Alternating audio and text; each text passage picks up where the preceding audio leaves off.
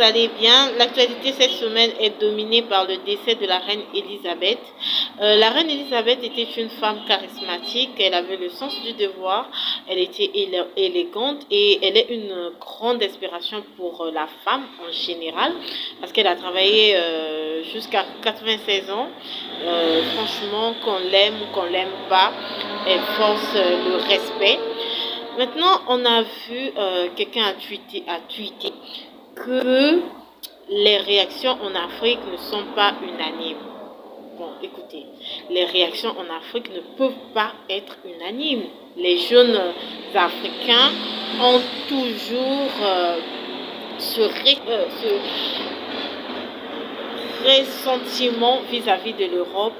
Pourquoi? Parce qu'il y a eu l'esclavage en Afrique, l'esclavage des hommes noirs, il y a eu la colonisation et maintenant nous vivons la France-Afrique. Donc comprenez bien que les Africains ne peuvent pas être intéressés ou certains Africains expriment encore de la colère vis-à-vis des Occidentaux, vis-à-vis des Européens, parce que vu toutes ces choses que je viens d'énumérer.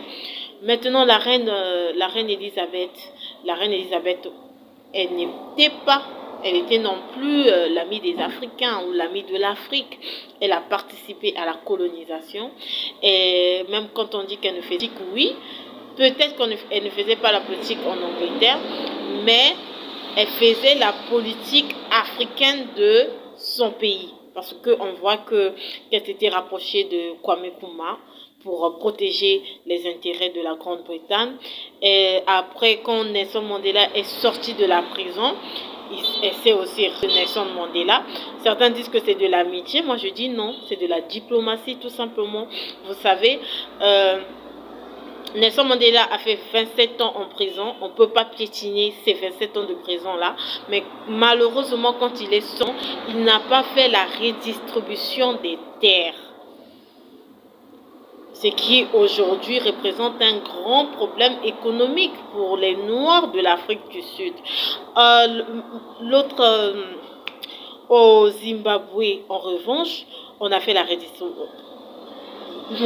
Robert Mugabe, qui est perçu comme des Blancs, comme un dictateur, hein, mais pour les Noirs, pour nous les Africains, Robert